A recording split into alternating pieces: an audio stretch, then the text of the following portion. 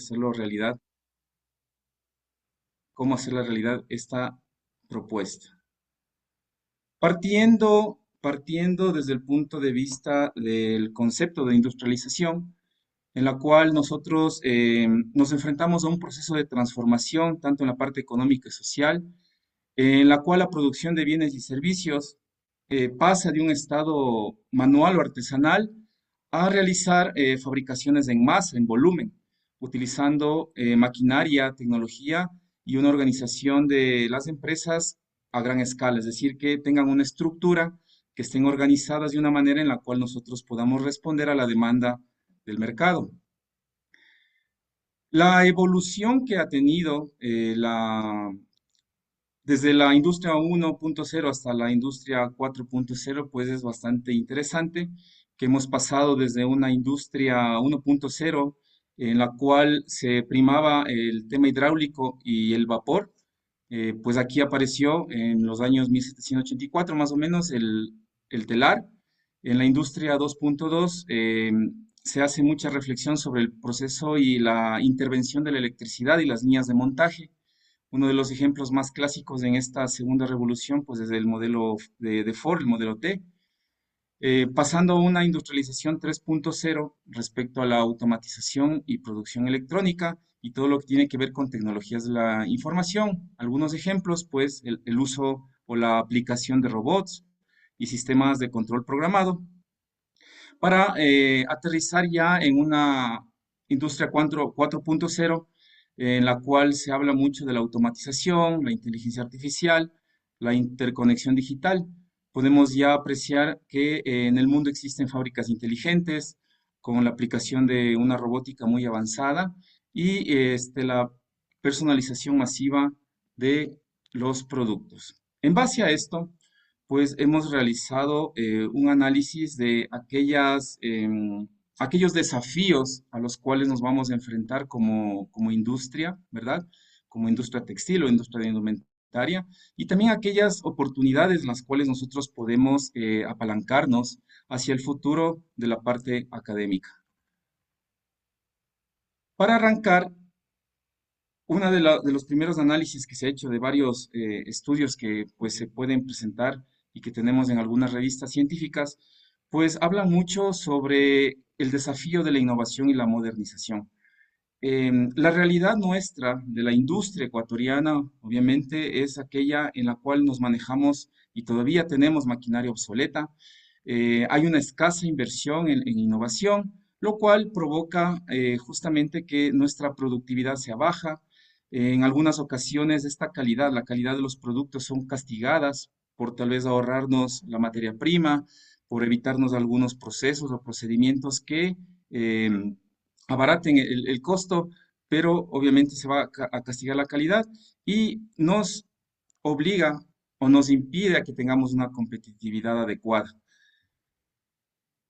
Otro de los análisis de los desafíos que tenemos como industria o para la industrialización de la indumentaria es aquella referente al acceso de financiamiento, la cual nos va a provocar muchas limitaciones respecto al crecimiento de la industria, obviamente la modernización, o el tema de ir robusteciendo tanto la estructura de las compañías como la infraestructura de las mismas.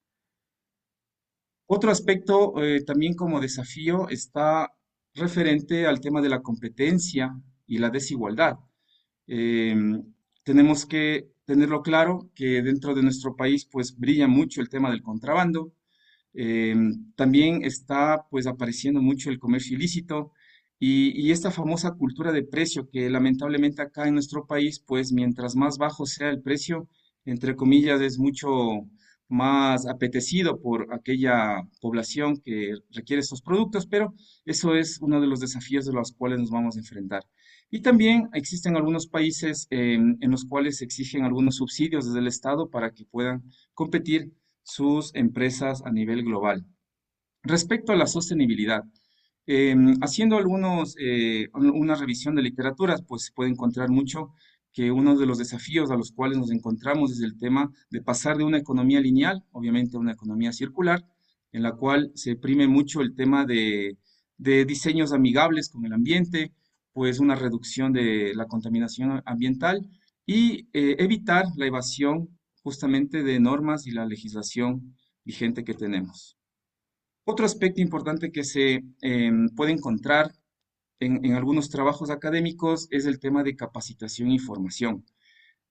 Actualmente existen escasos programas de capacitación y fortalecimiento de habilidades y hay una escasa aplicación de tecnología y muy enrumbado hacia la manufactura esbelta, que es algo que en las empresas de calidad mundial se está aplicando muchísimo y nos puede ayudar de mucha manera para zafar este desafío. Y respecto a los mercados, la poca exportación de productos textiles al mundo, el uso inadecuado de plataformas digitales, son algunos de los desafíos que nos enfrentamos para que nosotros podamos realizar esta industrialización. De la misma manera, se ha realizado otro análisis para revisar aquellas oportunidades en las cuales nosotros podamos aprovechar de la mejor manera y lo vamos a analizar muy brevemente. Dentro del día a día de una compañía, pues obviamente están cuatro pilares importantes. El primero, la administración, el segundo, la parte financiera, el tercero, la parte productiva y para finalizar, la parte comercial. Entonces, dentro de cada una de ellas, pues las oportunidades que nos brinda actualmente para que nosotros podamos, pues, realizar muchos trabajos interesantes, pues está la parte administrativa, dentro de la cual, pues obviamente tenemos que hablar de planes estratégicos. Hay muchas empresas que no tienen planificación, trabajan al día a día. Es lamentable, pero es la realidad. Entonces tenemos que tratar de impulsar a que estas empresas puedan comenzar con realizar planes pequeños, planes estratégicos pequeños para fortalecer la estructura justamente administrativa, adoptar prácticas sostenibles para establecer procesos y procedimientos que les permita, obviamente, si desean crecer, pues este establecimiento de procesos y procedimientos nos van a ayudar para sostener la empresa. Buscar siempre alianzas estratégicas, empresa privada, la academia. em, Siempre ha habido hasta el día de hoy un pequeño divorcio entre las dos partes y es lo que, esta es la oportunidad que podamos nosotros hacer un match para poder solventar y potencializar esta relación. Impulsar siempre los programas de capacitación y actualización como una oportunidad. También la asociatividad, alianzas estratégicas de los empresarios para poder competir. Y el tema de generación de marcas.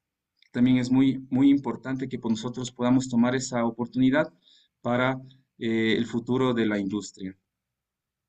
En la parte financiera, arrancar también como una oportunidad, arrancar con planes financieros que nos permitan, pues, obviamente, descubrir y generar fondos público-privado, que nos accedan también a créditos a bajo interés, que fomente el crecimiento y la modernización de las compañías.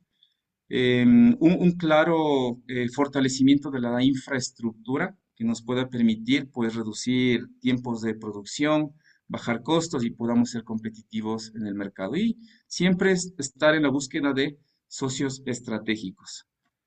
Respecto al tema de producción, hablamos aquí del famoso plan maestro de producción, ¿verdad? La automatización de procesos, materias primas especializadas, con enfoques y justamente para que nosotros podamos tener una competencia mucho más adecuada con la parte global. Recuperación de materiales, los famosos 3Rs, el tema de recuperación, reutilización y la reducción de materiales, pues es algo que debe estar siempre en los trabajos presentes.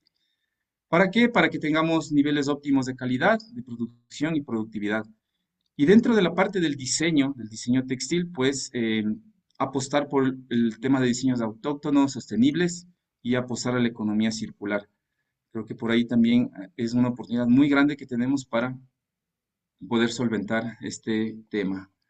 Y en la parte comercial, pues explotar también la creatividad, previamente a planes comerciales, a planes de comercialización muy sólidos, que nos permitan también la utilización de plataformas de comercio electrónico, eh, poder ofrecer al mercado productos exclusivos, mantener o, o desarrollar algunas estrategias de marketing digital para que aquellas artesanías que nosotros podamos tener en nuestras provincias, pues puedan llegar a mercados.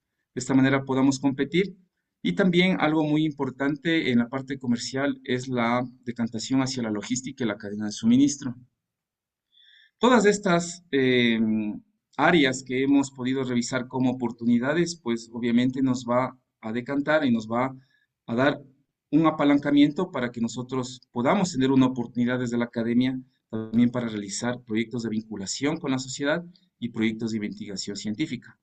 Tendríamos que únicamente empatar con las líneas de investigación pues, de la universidad para poder hacer y tener pues a manera de un inventario todos los temas que podamos ir trabajando y desarrollando a futuro.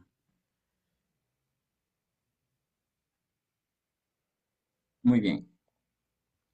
Como, como un ejemplo, ¿sí? Y para soportar algunos datos estadísticos, pues deben conocer que dentro de la economía, las áreas de la economía, pues las MIPYMES, las micro, pequeñas y medianas empresas, representan el 99.5% del total de empresas a nivel nacional. Esto, si hacemos un análisis en cada una de las provincias del país, pues los resultados son muy similares. Hay muchas más empresas MIPYMES que las empresas grandes, que en este caso a nivel nacional, pues únicamente representan el 0.5% de todo el inventario nacional.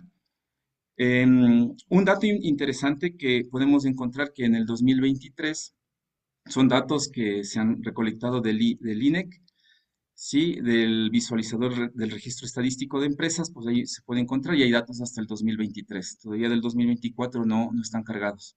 Pero se puede ver en la provincia de Manabí, pues el ingreso de la grande empresa representa el 93.73% del sector manufacturero. ¿Ok? Y las MIPYMES, pues esta es la relación directa que existe, ¿no? Tenemos muchas más empresas MIPYMES, pero el ingreso obviamente es mucho más pequeño. Las MIPYMES en Manabí facturan alrededor en 2023 $182,000 aproximadamente. Representa el 6.27% del ingreso de la provincia. Importante aquí aclarar que para poder desarrollar industria, para poder desarrollar negocios a futuro, pues siempre la cooperación, la colaboración, la participación y el esfuerzo colectivo, apuntalando o apalancándonos en la asociatividad, la formación de clúster, ir viendo la manera como podemos de esta forma utilizar esta estrategia para ser mucho más sólidos y robustos en el mercado. Y también para finalizar, pues las alianzas entre las empresas públicas y privadas y la academia. Como les decía al inicio, ha habido siempre un pequeño divorcio entre estos dos actores de la sociedad, pues y es la oportunidad que de ahora en adelante podamos hacer muchas más alianzas para apalancarnos mucho las dos partes. Por nuestra parte, la academia, pues comprometernos con la formación, comprometernos con la capacitación de profesionales que puedan también participar en la empresa pública privada y de esta manera podamos involucrarnos de mejor manera. Para el siguiente paso, el siguiente efecto, que ya es un tema más de un ejemplo que les tengo para que podamos visualizar cómo es el impacto de la organización de todas estas compañías y cómo esto refleja o cómo se ve reflejado en el precio de venta, pues les voy a presentar algunos datos y al finalizar un resumen para que podamos debatirlo de una manera muy interesante. No sé si hasta aquí tienen alguna duda, inquietud o dejamos las preguntas para el final. Estimado Santiago, podríamos dejar las preguntas hasta el final. Ya, gracias, Eric. Muy, muy, muy gentil. Ok, pues continuamos. Les presento aquí una información que he venido recolectando durante más de 20 años, pues y la he ido actualizando dependiendo del sector en el que he estado. Y podemos aquí aterrizar pues ya valores reales de lo que sucede en la industria. Pues por una parte les puedo presentar una de las dos variables importantes que es el tiempo estándar, que se le puede ver aquí, la que les estoy señalando, que es el famoso SAM. Y también en promedio la materia prima directa que se utiliza para cada uno de estos ítems de la industria de la confección o de la indumentaria. ¿ok? Como les digo, son datos, no, esto no vamos a encontrar lamentablemente en ningún libro porque son datos de toda la experiencia que he tenido durante estos 20 años y las he ido recolectando y actualizando a manera de una base en la cual yo pueda soportarme y pueda apalancar también algunos estudios futuros. Entonces podemos ver aquí, como les digo, algunas categorías, pues de prendas de vestir, interiores básicos, pero les voy a pedir que nos fijemos en este jean de dama, porque es con el cual yo voy a hacer un ejercicio para que ustedes puedan verificar cómo nosotros podemos tener ese impacto en el precio de venta al público.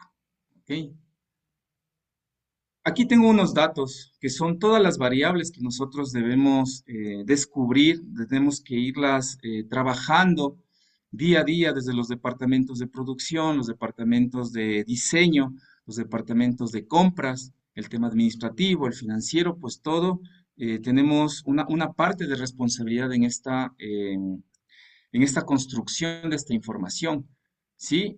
Yo les he querido presentar a manera de ejemplo nada más. Son datos obviamente aleatorios, son datos que se los había tomado, pero basándonos en cuatro áreas importantes, ¿no? Por una parte tenemos las tres primeras, les muestro la micro, pequeña y mediana, que son las famosas MIPYMES, ¿verdad?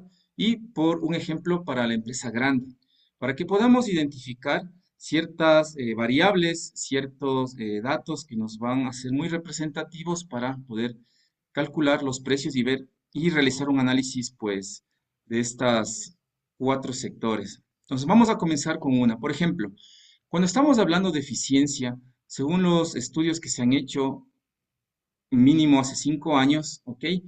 Nos da cuenta de que la eficiencia en empresas, en microempresas, en empresas que tienen de 1 a 9 empleados, ¿verdad? Pues algunas empresas tienen eficiencias del 50, del 60%, hay mucha desorganización, mucho desperdicio, lo cual nosotros podemos aprovecharlo para apuntalar hacia una segunda fase, que serían las pequeñas, hacer algunas mejoras, capacitación de gente, aplicación de modelos, de metodologías que en este caso, en las microempresas, pues no es tan utilizado y es lo que podemos nosotros brindarlos. En la empresa pequeña, que son entre 10 a 49 personas, ¿ok? La eficiencia, como podemos darnos cuenta aquí, tiene un incremento. Este incremento de eficiencia, pues siempre está catalogada y basada en mejoras continuas, en realización de estudios de tiempos y movimientos, en organización de layout o distribución de la planta, únicamente para que ustedes puedan entender y tenerlo claro, que al momento que yo organizo una planta de producción, muevo las máquinas de acuerdo a ciertos modelos que tenemos para el tema productivo, pues se puede tranquilamente incrementar una eficiencia del 10 al 30%. Entonces, solo haciendo unos pequeños movimientos, unos pequeños cambios, podemos tener excelentes resultados. Em, para diferenciar entre las dos, pues obviamente en la microempresa, pues es muy claro que existen empresas incluso unipersonales, o hay microempresas que la misma dueña, el mismo dueño del taller, pues es la persona que compra, es la persona que vende, es la persona que incluso confecciona, o es la persona que realiza las entregas. Es un manejo muy no profesional de una industria de este aspecto, ¿no? Y así es como se han podido mover acá algunos datos para que ustedes puedan comprobar. Nada más, identificarles que mientras más grande es la compañía, pues obviamente la organización también va de la mano. La organización se comienza a estructurar de mejor manera. La diferencia, por ejemplo, entre una micro y una grande es que en la micro no tendremos un jefe de producción, no tendremos un supervisor, pero posiblemente en la gran empresa yo ya tenga un gerente, un jefe, varios supervisores de las líneas de producción y hacia allá es donde tenemos que apuntar, hacia la parte industrial de este tema. Em, Les puedo mostrar algo más. En tiempo estándar ajustado, por ejemplo, ustedes pueden apreciar cómo el mismo producto Sí, es un jean de dama, como les decía, es un jean de dama, el mismo producto, pues ya con todos los cálculos que tenemos que hacer, el tiempo estándar casi es de 1 hora con 6 minutos en la micro, mientras que en una grande empresa, pues este tiempo va a reducirse, considerando el número de empleados, la eficiencia que tengamos, el tiempo estándar que también tenemos que verificar.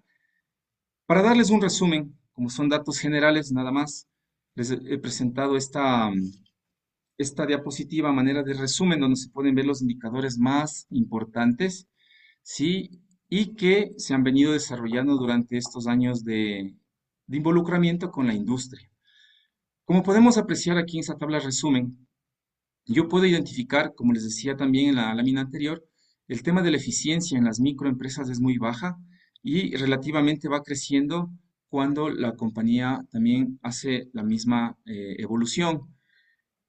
El tiempo estándar, a su vez, decrece en cada una de ellas, ¿correcto? El valor minuto fábrica, miren, para calcular este valor minuto fábrica, pues yo tengo que obtener todos los costos y gastos de la compañía y aquí interviene el departamento financiero contable para que nos pueda entregar la información lo más real posible de un año anterior. Es un año anterior promedio en el cual yo pueda trabajar estos datos. Eh, Pueden apreciar que de la misma manera en este valor minuto fábrica pues se va incrementando a medida que las compañías van creciendo. Pues obviamente, como yo les decía, miren, una microempresa no va a tener un gerente de producción, posiblemente no va a tener un diseñador de modas, un diseñador textil, no lo va a tener, pero si yo analizo una empresa grande, pues obviamente la estructura de esta compañía ya me va a ayudar, la estructura administrativa ya me va a soportar a que yo pueda tener, obviamente pueda tener un diseñador, un gerente, varios supervisores, que pueda tener algunos mandos medios que me puedan ayudar en el desarrollo de la compañía. ¿Sí? Es muy común que en estas empresas micro y pequeña inclusive, el mismo dueño sea el encargado, como les decía, les comentaba, el mismo dueño es el encargado de hacer compras, de hacer la logística, de hacer muestras incluso. Bueno, es una acumulación de varias actividades que hacen los dueños o gerentes, pero eso les resta eficiencia y efectividad para potencializar el negocio. Es lo que no hacen las empresas medianas y grandes. Ellos sí tienen la opción, obviamente, de poder hacer contrataciones de profesionales para entregar toda esta confianza y que ellos nos ayuden a crecer. Respecto al costo de producción, podemos apreciar también alguna, no, sí, una diferencia entre cada una de ellas.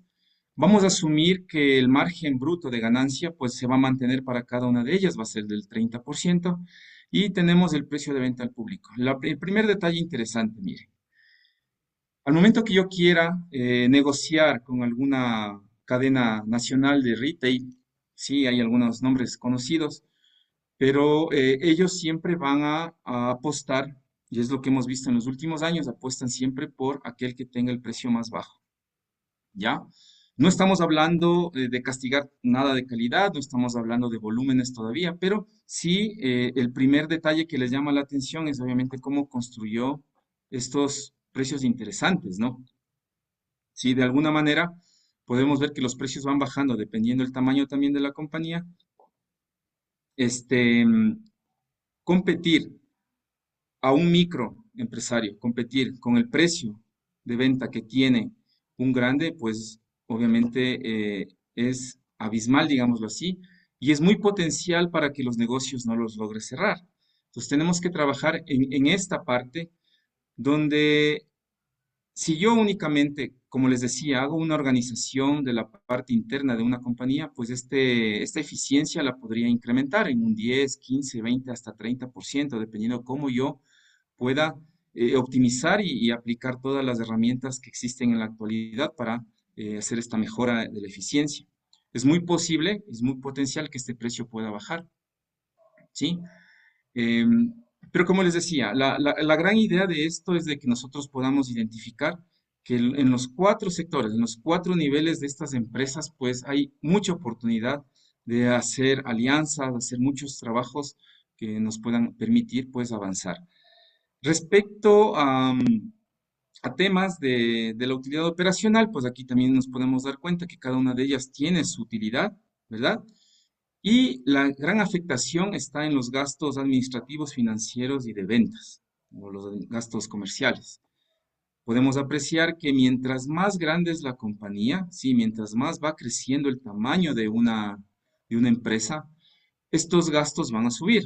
Entonces tiene lógica, ¿no? Si yo les decía también al inicio que tal vez una microempresa no tenga un gerente de producción o no tenga un diseñador textil o no tenga un diseñador de moda, la empresa grande sí lo va a tener.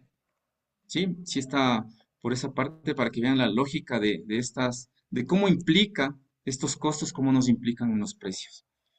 Podemos apreciar aquí la utilidad neta antes de impuestos, sí, que cada una de estas compañías nos va a arrojar, cada una de ellas es muy potencial que por producir un pantalón, pues una micro tenga unos $350 de ganancia, y eso es utilidad antes de impuesto, ¿no?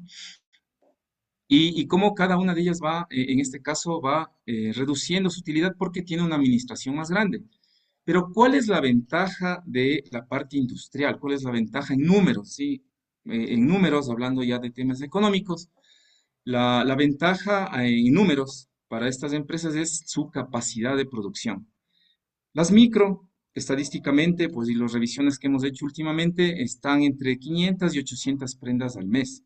Empresas de 1 a 9, recuerden, de 1 a 9 colaboradores nos pueden arrojar capacidades de producción de 500 a 800 prendas.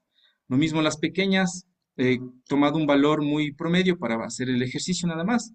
7.500 puede alcanzar una pequeña empresa entre 10 y 49 empleados. Las medianas, que están entre 50 y 199 empleados, pues podrán llegar hasta alcanzar unas 25.000 o más, ¿sí? O menos si es que no son tan eficientes, no son tan rentables, pues lo harán menos. Y una grande empresa puede tranquilamente tener más de 200 empleados tranquilamente y que ellos puedan alcanzar de 55.000 o más, sin ningún problema. Y aquí está la diferencia, ¿no? Que yo pueda hacer una proyección ya de cuánto es la utilidad del negocio, una proyección mensual de la utilidad en cada una de estas cuatro empresas, de estos cuatro tamaños de empresa, y verificar que el ingreso mensual de la grande, pues por simple matemática, mientras más eficiente sea, más capacidad de producción tiene, pues su ingreso va a ser mucho más grande. Y esto únicamente estamos hablando de un mes promedio, ¿no? Son valores mensuales, que esto potencialmente lo están haciendo, lo están desarrollando. Va a costar al inicio, pues obviamente, plantearnos este tipo de ganancias, pero es algo muy interesante que podamos verificar. Entonces, para recapitular nada más esta lámina, algunos indicadores importantes. Eficiencia, tiempo estándar, valor minuto fábrica, que es cuánto me cuesta. El valor minuto fábrica es cuánto me cuesta a mí producir X producto.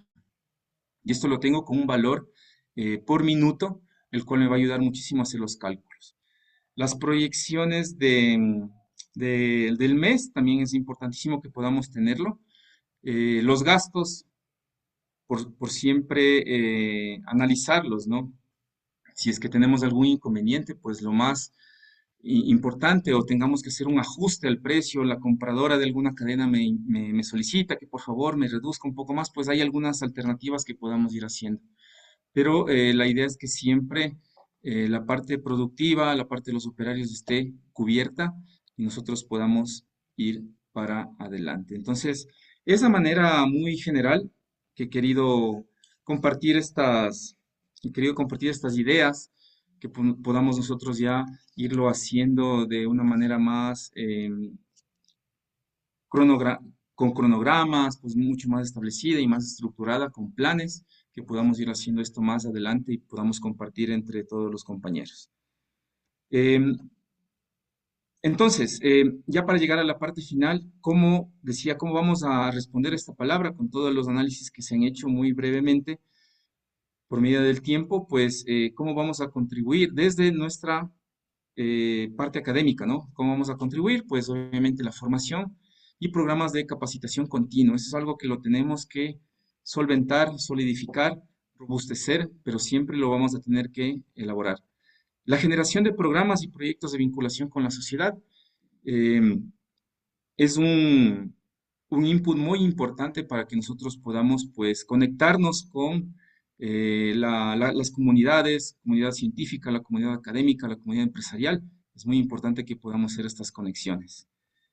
Que también, ¿cómo va a ser nuestro aporte desde la academia? Pues la generación de programas y proyectos de investigación científica, donde podamos realizar trabajo colaborativo, podamos unirnos entre varias carreras y hacer este tipo de aportes que nos puede ayudar muchísimo para ir creciendo como academia también. Otra contribución importante para la parte de la industrialización, pues la creación de un centro de investigación textil, que podamos nosotros desde este punto ir haciendo análisis, haciendo certificaciones, pues ir haciendo algunos programas interesantes para tener el contacto siempre con nuestros aliados, con las alianzas público-privada, como les comentaba.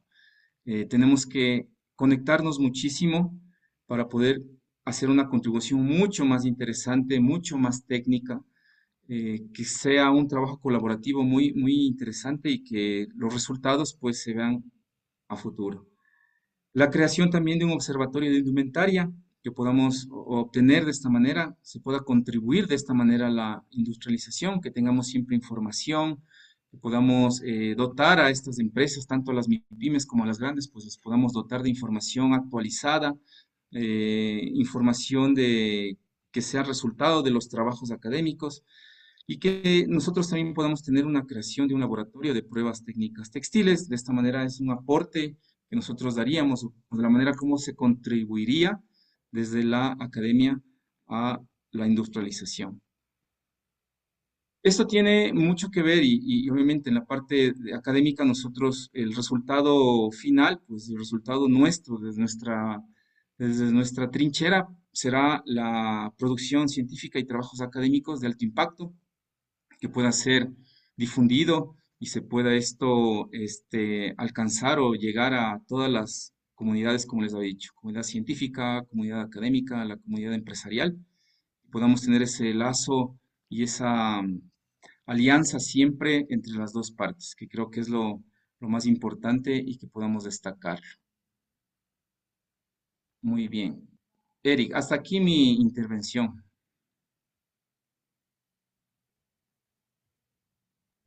Estimado Santiago, muchas gracias. Excelente la participación de Santiago. Nos ha presentado unas diapositivas muy claras, especialmente su aporte con los datos estadísticos que bien nos ha dicho Santiago han sido recopilados por él mismo. Damos paso entonces a las preguntas de los asistentes. Escuchamos a Brian Mendoza que tiene levantada su mano. Muchas gracias por darme la palabra, estimado director. Santiago, un gusto conocerte y un gusto recibir tu exposición. Me parece brillante. Además, viene a fortalecer muchísimo el enfoque más empresarial, industrial de la carrera de diseño textil, lo cual me parece a mí más que pertinente. Yo tengo dos preguntas para ti, Santiago, un Con gusto. poquito alineado al asunto también de que buscamos fortalecer la identidad cultural, es decir, todos los procesos locales de diseño también reflejados a la historia, a la identidad, a la apropiación de la misma cultura. La primera es sobre la industrialización desde la asociatividad. ¿Conoces un poco sobre eso? ¿Crees que sea posible, por ejemplo, hablar de asociatividad por parte de pequeños productores? Tú decías, hablabas de las microempresas, entiendo que son estas empresas más personales, ¿no? Y a veces encontramos eso en partes de Manabí, del Ecuador, son muy pequeñitas y como tú mismo nos mostraste, claro, la ganancia por prenda es menor en la industrialización, pero en volumen la ganancia es enorme, ¿no? De una capacidad enorme. Entonces, ¿crees que es posible, o tal vez tú has visto que eso ha fallado, que se ha intentado generar industrialización a partir de la asociatividad, por ejemplo, EPS, economías populares y solidarias, que puedan generar sus propios procesos de industrialización? Conozco algunos casos, sobre todo en tema de alimentos, pero no he visto yo, no identifico, no soy el experto en esa área, en el caso del diseño textil. Entonces, si es posible que, por ejemplo, pensemos en que impulsemos la industrialización desde esa producción también local, que además suele ser más identitaria, ¿no?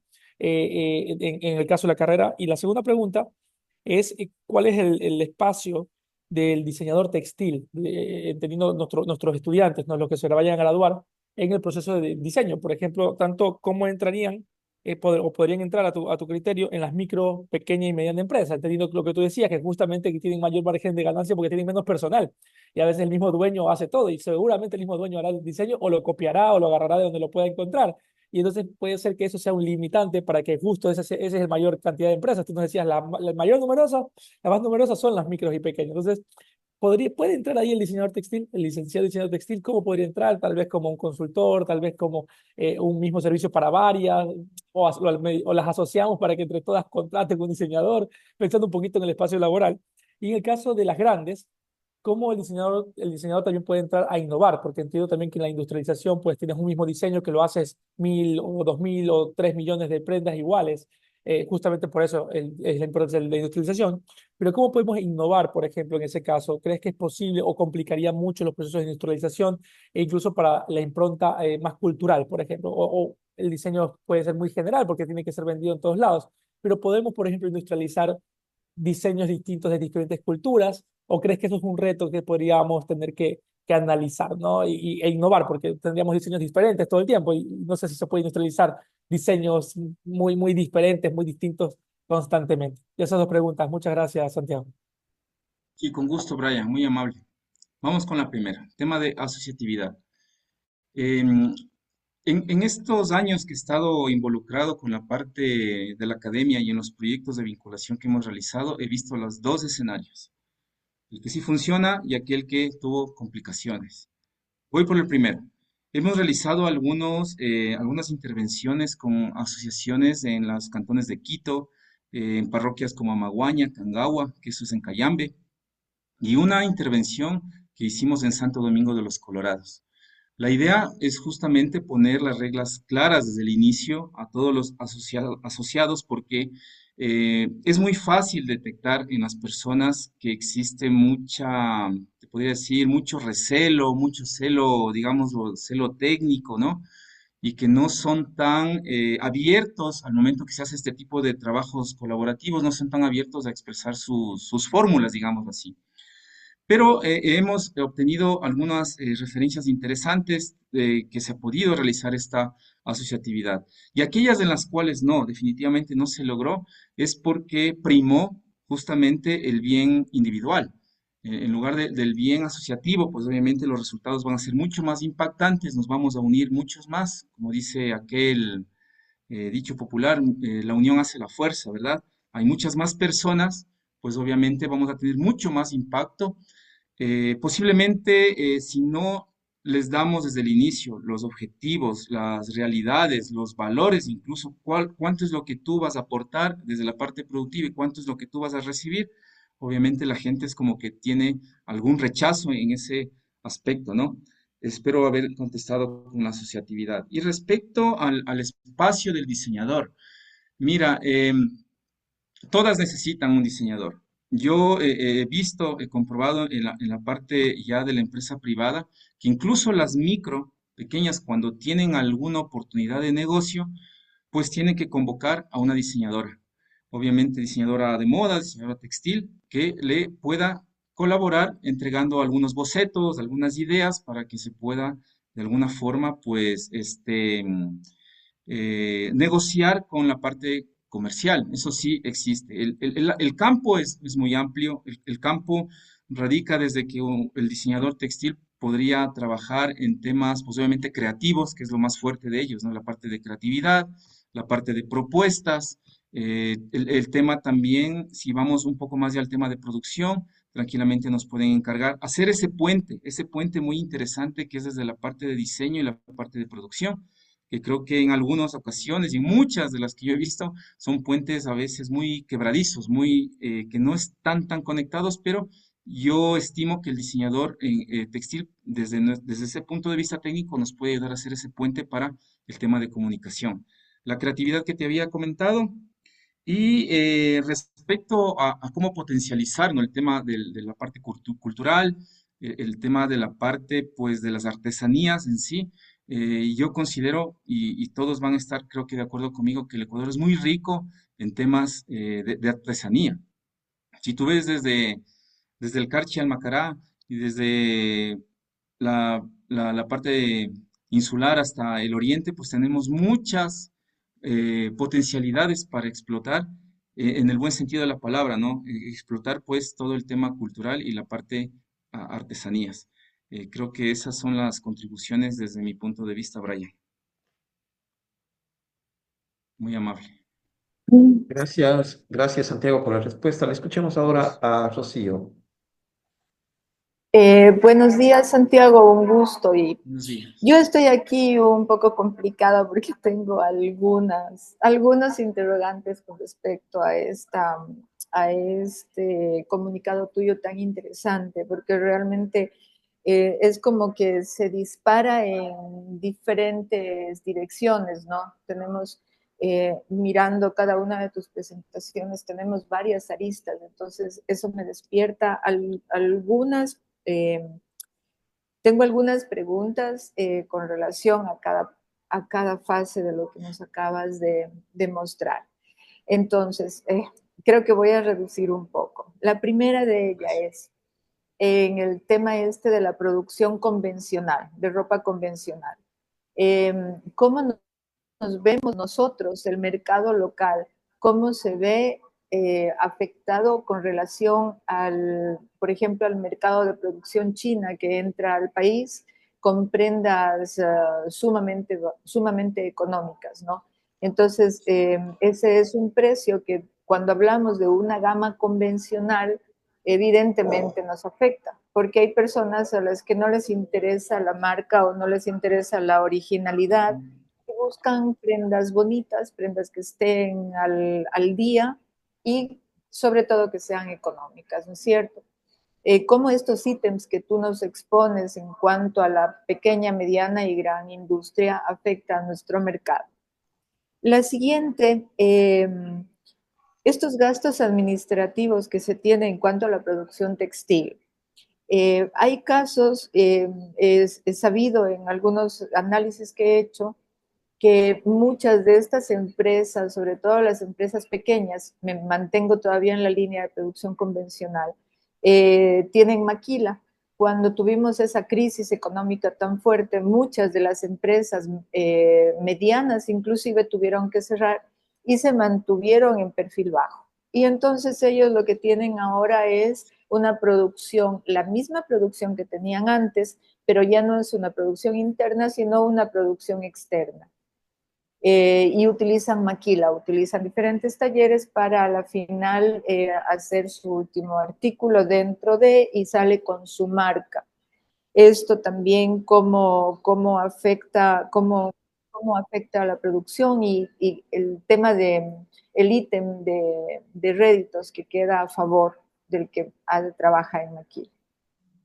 Y la última, ya para no cansarte, la última tiene que ver muy relacionada con lo que hablaba mi compañero Brian, que estoy viendo en este último cuadro, que creo que la parte de creación de un centro de investigación de diseño textil contribuye muchísimo al tema de identidad, evidentemente. Es un punto que nos va a permitir manejarnos dentro de una identidad que es el propósito del diseño textil e indumentaria, ¿no? No solamente hacer diseño, sino hacer un diseño con identidad. Tenemos culturas evidentes que lo han logrado muy bien, como es México, como es Japón, que logran repartir su identidad y hacerse reconocer en todo el mundo. Esta identidad también tiene que ver con el tema de la materia prima originaria. ¿Qué tan bien está nuestro mercado local en cuanto a la producción masiva de textiles que tengan identidad y que manejen esa identidad cultural global, incluyendo la materia prima originaria, como por ejemplo la tela de bambú que se está fabricando ya aquí en el Ecuador, o como la seda que también se está elaborando y se está exportando? Eso es, Santiago. Muchas gracias. Muchas gracias, Rocío, a usted. Bueno, lo que mencionó al principio también me causó interés porque esa era la gran idea, mantener en primer lugar, mantenerles a ustedes muy activos y, y que se generen ese tipo de cuestionamientos, esas preguntas, alternativas que podamos hacerlo. Entonces voy a arrancar con la primera. Respecto al tema convencional, mire, si bien es cierto, nosotros hemos verificado y hemos estado durante mucho tiempo con esta competencia, digamos, de esta manera, que incluso llega a ser hasta desleal en muchas de las ocasiones, ¿no? Pero una de las ventajas que nosotros podíamos tener o que podemos potencializar es justamente el tema de que el Ecuador pueda presentar productos justos, ¿ya? Que nosotros como ecuatorianos o los diseñadores, las personas que estén a cargo, pues entreguemos productos justos. ¿Justos en qué? En que nosotros dejemos claro que no tenemos explotación laboral, ¿no es cierto? Que no podamos tener este tema o que no tengamos trabajo infantil o que no tengamos contaminaciones muy fuertes o muy impactantes al medio ambiente, que contrarrestaría con nuestros amigos asiáticos, ¿verdad? Eso es lo que tenemos que tal vez pues ir revisando, ir contrastando. Únicamente son datos generales que ahorita se me ocurre darle, pero creo que es por ahí el tema. Y para potencializar justamente la producción, yo entendería que el tema de artesanías, de las artesanías con pilares de lujo, o tengamos productos exclusivos, y también importante el saber hacer, ¿no? El tener, dejar claro que el saber hacer este tipo de productos desde nuestro punto de vista, pues el mundo lo va a reflexionar.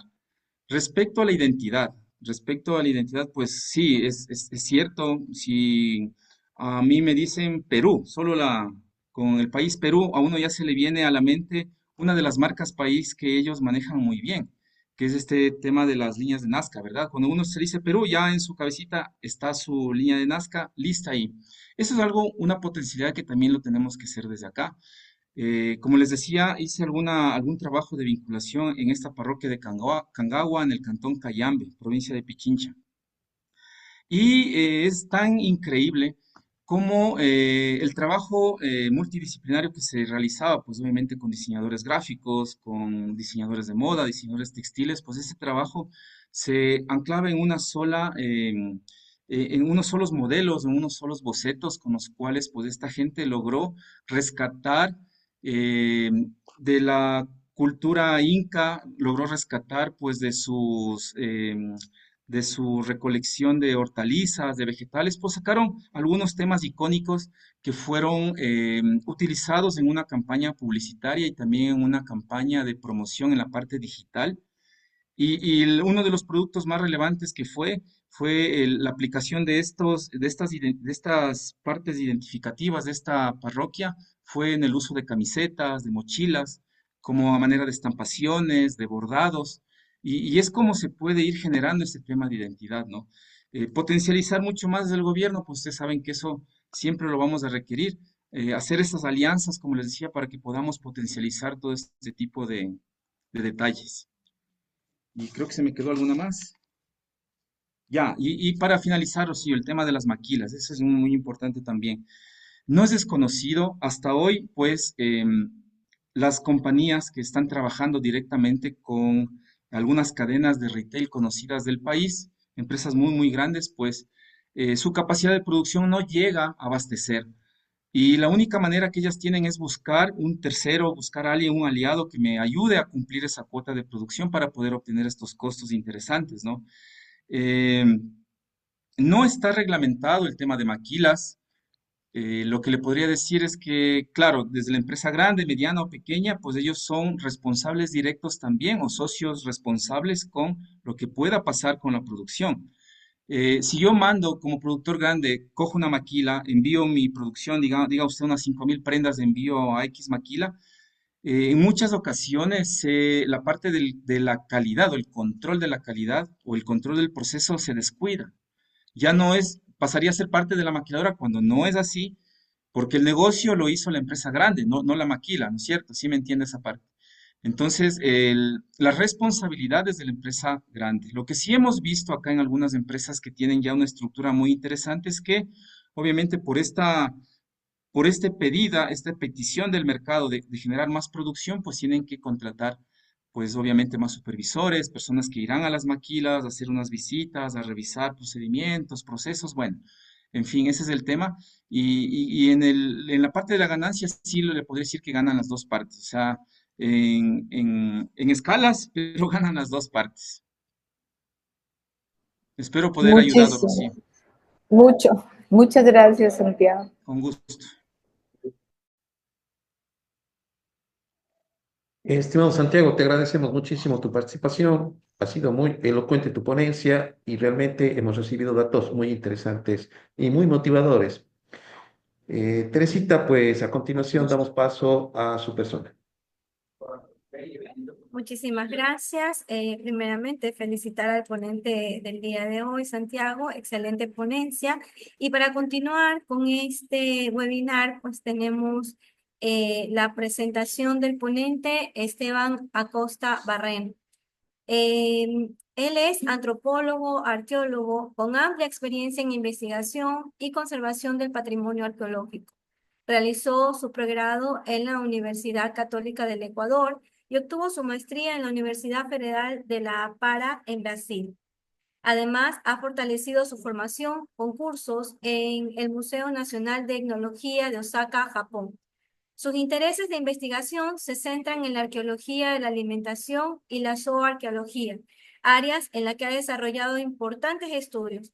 Ha participado en múltiples proyectos de investigación y salvamento arqueológico en Ecuador y Brasil. Actualmente se desempeña como arqueólogo regional del Instituto Nacional de Patrimonio Cultural, INPC, y trabaja en el Centro de Investigación Cerro de Hojas Jaboncillo. Es un honor contar con su presencia en este espacio. Bienvenido, Esteban. Buenas tardes, buenos días, buenas tardes con todos. Buenos días. Me presento, soy Esteban Acosta, ya la compañera ha explicado un poco sobre mi trayectoria profesional. Bueno, voy a compartir pantalla. Les cuento que, bueno, ¿sí me están escuchando bien? Sí, sí, le Ya, escuchamos, perfecto. Esteban. Voy a compartir pantalla, estoy en mi iPad, así que estoy viendo un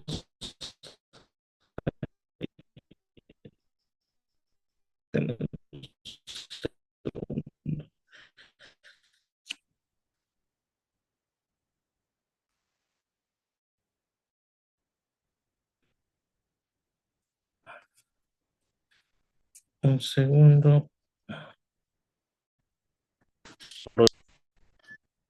Listo, perdón. ¿Están viendo bien?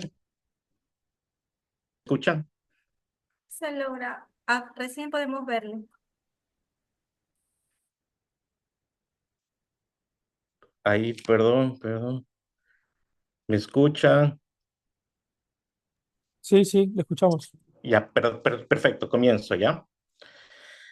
Bueno, mi presentación se trata sobre arqueología de salvamento en Mulaló, Cotopaxi, integración con la comunidad de un proyecto de arqueología emergente. Bueno, comencemos con esto.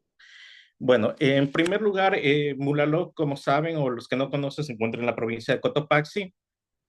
Es una parroquia del cantón Latacunga que se encuentra al nororiente del cantón, ¿no? Aquí podemos ver unas fotos del área donde fue la investigación arqueológica en sí y una foto sobre más o menos cómo es el pueblo, ¿no? Del Parque Central. Bueno, vamos, ¿por qué se dio esta investigación? Esta investigación se dio porque la Junta de Agua de Mulaló, San Francisco, como es, desea construir un tanque reservorio de agua en un terreno de ellos, ¿no? Entonces, este sitio Mulaló, esta área de aquí es un área bastante sensible arqueológicamente. Posteriormente ya lo mencionaré por qué. Eh, a ver, entonces, ¿qué es lo que le pide el INPC? ¿Cuál es la legislación? Para hacer un tipo de infraestructura, el artículo 77 de la Ley de Cultura te dice que cualquier movimiento de tierra tiene que venir con un estudio arqueológico previo. Entonces, la Junta de Agua me contrató a mí para hacer una prospección dentro de este terreno, ¿no? Esto fue en el año 2019. Yo fui el director de este proyecto, entonces, ¿qué es lo que hicimos? Metodológicamente hicimos lo que nosotros llamamos pruebas de pala, ¿vale? En el área de este terreno tiene más o menos 800 metros cuadrados de de área. Entonces hicimos pruebas de pala cada 5 metros. Estas pruebas de pala son unos pequeños sondeos que se hacen, ¿no?, en la tierra, de más o menos 50 por 50 centímetros y unos 80 de profundidad para ver si encontramos material cultural arqueológico, ¿no? Esto estadísticamente nos va a decir si es que hay probabilidad o no de encontrar restos arqueológicos. Entonces, ¿qué hicimos? Hicimos esas pruebas de pala y nosotros, bueno, como la maldición del arqueólogo lo dice, nosotros justo el último día, en el último momento, encontramos, haciendo esas pruebas de pala, encontramos 2 vasijas de filiación inca, ¿no? Entonces, ¿qué es lo que se hizo? Aquí podemos ver estas 2 vasijas que encontramos en estas pruebas de pala. Después ampliamos, ¿no? Obviamente, el área, hicimos unos cateos, que los cateos son unas excavaciones de 2 metros por 1 metro, donde nosotros nos dimos cuenta que nos encontramos dentro de un sitio arqueológico bastante interesante.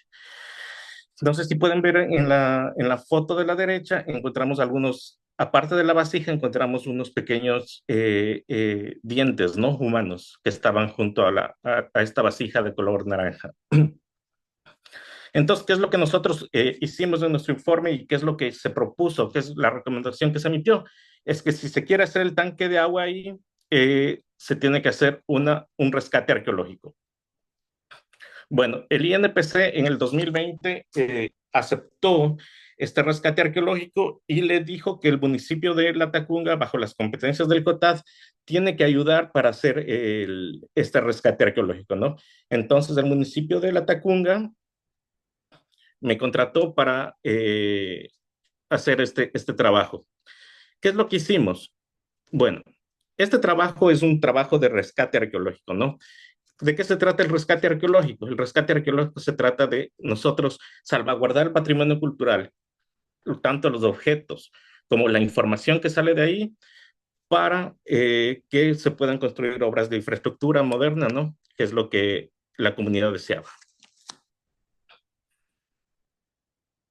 ¿Cuáles son los antecedentes, tanto geográficos, históricos y arqueológicos de la zona? Como les contaba, el sitio se encuentra en el barrio Salatilín de la parroquia de Mulaló del cantón Latacunga, al nororiente del cantón. Esta parroquia es de las más antiguas del Ecuador, si no estoy mal, es de la más antigua del Ecuador. Segundo, ¿cuáles son los antecedentes históricos? Tenemos referencias del cronista Pedro Cieza de León, que en 1950 en su crónica nos habla del tambo de Mulajaló en la zona y que se asientan pueblos mitimaes en esta zona, ¿no? En el área. Y 3, o sea, rápidamente estoy dando estos antecedentes, los antecedentes arqueológicos, que son tanto las investigaciones de la doctora Tamara Brey, que es una de las investigadoras que ha trabajado más Inca y Panzaleo en el Ecuador, en el área de San Agustín del Cayo, las investigaciones del doctor David Brown en la zona también de San Agustín del Cayo, y las investigaciones de la doctora Josefina Vázquez en el área de Tanicuchi. Todos estos arqueólogos muy reputados y con amplia experiencia en investigación. Ya. ¿Qué más podemos saber nosotros? Aquí en el área de Cotopaxi encontramos varios sitios de vestigios de incas, tanto el tambo de San Agustín del Cayo. San Agustín del Cayo se encuentra más o menos a 15 kilómetros de donde fue el sitio de investigación. En esta área nosotros encontramos, se encuentra una hacienda que actúa como hostería en este momento. En esta hacienda tenemos una pared inca imperial, ¿no? Tenemos una pared inca imperial con el tipo de trabajo y talla de la piedra de tales características. Y también en el área de Cotopaxi tenemos otro sitio interesante inca, que es el de Malquimachay, que se encuentra en la vertiente occidental de la cordillera, donde ciertamente hasta hace poco se decía que era no sé si han escuchado, donde estaba la tumba de Atahualpa, ¿no? Todavía no se puede decir eso, pero se tenía ese tipo de información, ¿no? Falta más investigación. ¿Cuál es el marco teórico que se utilizó para este rescate? Bueno, primero se utilizó lo que es la arqueología de rescate. ¿Qué es lo que te dice la arqueología de rescate? Lo que decía hace un poco, que resulta ser un tipo especial de arqueología, ¿no? Donde tú vas a salvaguardar los objetos y la información que sacas de ahí, porque es necesario hacer un tipo de infraestructura moderna. Que también nosotros utilizamos otra línea teórica para esta investigación, la arqueología del paisaje y la ocupación del espacio. Como saben ustedes, los incas era un imperio que se expandía por todo el Tahuantinsuyo, por lo que fue el área del Tahuantinsuyo. Entonces, ¿cómo es que los incas se ocupaban el espacio? ¿Por qué ocupaban las zonas altas? ¿Por qué no ocupaban las zonas bajas? ¿Cuál es la dicotomía entre la naturaleza y la cultura? ¿Por qué preferían ciertas áreas y por qué no? ¿Qué materiales ocupaban para hacer su infraestructura? Entonces, todo ese tipo de preguntas nos lleva a utilizar la arqueología del paisaje y la ocupación del espacio como una forma de marco teórico, ¿no? Y que también utilizamos la arqueología funeraria, como les mostré en una de las primeras fotos. Nos dimos cuenta que existían dientes humanos, ¿no? Cerca de esta vasija. Entonces nos dimos cuenta que también existen enterramientos. Entonces es importante entender desde la parte teórica también cómo es que el sentido simbólico se da a los muertos, cómo entender la muerte desde las diferentes culturas, ¿no? ¿Cuál es la metodología que se utilizó? La metodología fue dividir el terreno en 4 secciones, utilizar unidades de 2x2 y seguirse ampliando, ¿ya? En arqueología es imposible excavar a menos que tengas mucho presupuesto, mucho tiempo y sea una investigación de largo alcance, todo el área de un terreno, ¿no? Entonces nos dijimos que una buena muestra es excavar al menos el 15% del área y tratar de entender qué es lo que tenemos en esta parte, ¿no? Bueno, aquí tenemos algunas fotos de cómo comenzó el trabajo de campo. Nosotros creímos que era un sitio realmente que sí tenía arqueología, que sí tenía restos arqueológicos, pero no en la magnitud de lo que nos encontramos al final. Comenzamos, como ven en la foto de la izquierda, comenzamos con una pequeña unidad de 2x2 para entender sobre todo la estratigrafía, ¿no? En arqueología es muy importante entender los estratos de tierra y los cambios que existen, ¿no? En la segunda foto vemos la primera vasija que encontramos. Bastante superficial para entender tomando en cuenta el área donde estamos, ¿no? Un área de gran actividad volcánica, donde hay bastantes capas de ceniza volcánica y de lajares. Esto queda muy cerca del volcán Cotopaxi. Bueno, aquí seguimos viendo el trabajo de campo. Cuando ya estamos excavando, como les contaba hace poco, existe la maldición del arqueólogo que se llama que el último día de campo, que la última semana, comenzamos a encontrar los vestigios de arqueológicos de lo que está planificado la última semana. Entonces, ¿qué es lo que comenzamos a encontrar? Comenzamos a encontrar enterramientos. Como ven, tanto en la foto de la izquierda como en la foto de la derecha, comenzamos a encontrar los enterramientos y ahí se nos complicó la logística que teníamos establecida. Siguiente. Seguimos con lo del trabajo de campo. Como ven, las personas que están ahí trabajando con nosotros son trabajadores locales. Después seguiré con la parte de la comunitaria, que es el enfoque principal de esta presentación. Simplemente en este momento estoy presentando el contexto de esta investigación. En la segunda foto vemos cuando nos visitó el INPC, siempre las fotos y los registros con la autoridad, siempre también con la comunidad local y con los trabajadores que nos acompañan siempre. Aquí vemos las fotos después del trabajo de laboratorio. También la gente, justo cabe explicar que este trabajo se dio en el contexto del COVID-19, también que fue otro tipo de logística que nos lo tocó implementar para protegernos durante esta temporada. Entonces vemos cómo nosotros trabajamos aquí en la foto a la izquierda, pueden ver cómo se limpia el material cerámico. Cada uno de los fragmentitos se encuentra, hay que lavarlos, hay que limpiarlos, hay que registrarlos.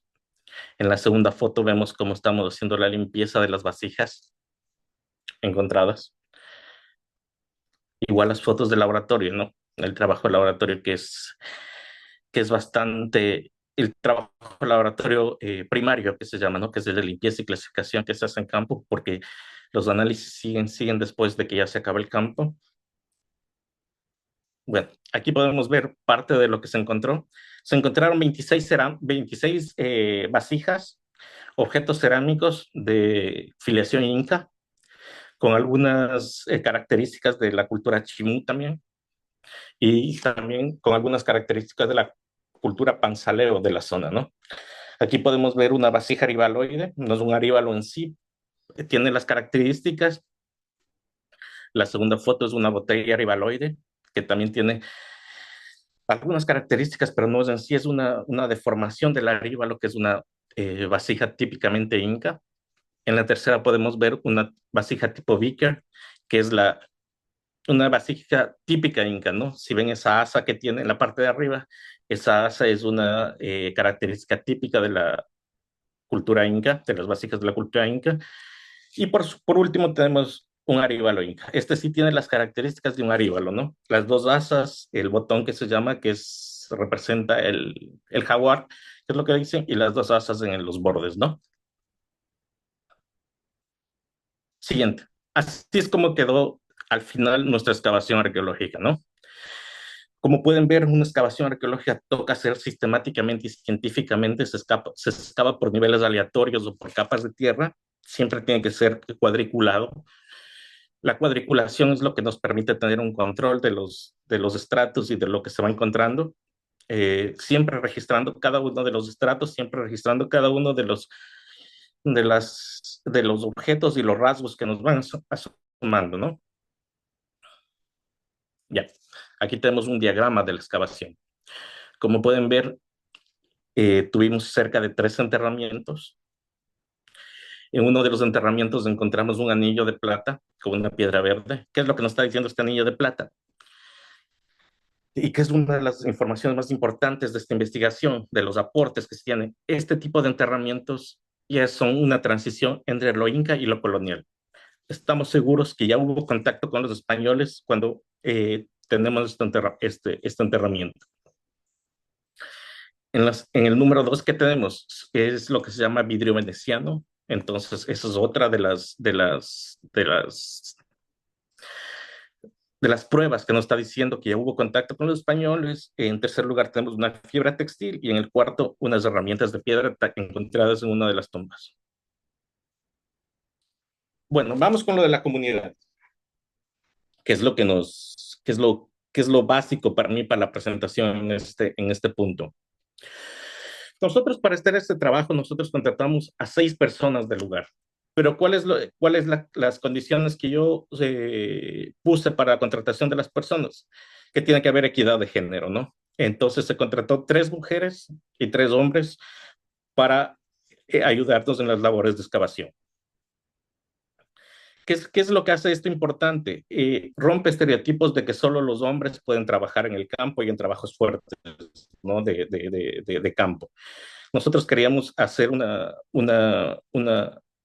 trabajo de campo inclusivo, donde hay muchas personas que son cabeza de hogar ahí, mujeres que son cabeza de hogar, y que sea también un ingreso para ellas, ¿no? El trabajo en este tipo de investigaciones. En segundo lugar, ¿qué hicimos?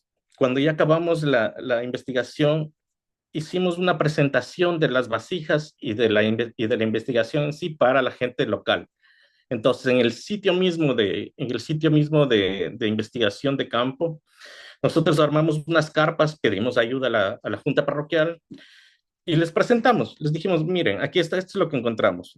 Porque ya saben, cuando aparecen este tipo de cosas, la gente piensa que se encuentra oro, que ya van a ir a excavar, que se están haciendo ricos, que ¿por qué no me dan a mí? No, nosotros presentamos lo que se hace en una investigación arqueológica y presentamos qué es lo que nosotros estamos haciendo.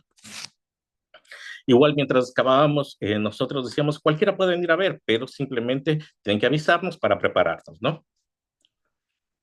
Una excavación completamente transparente.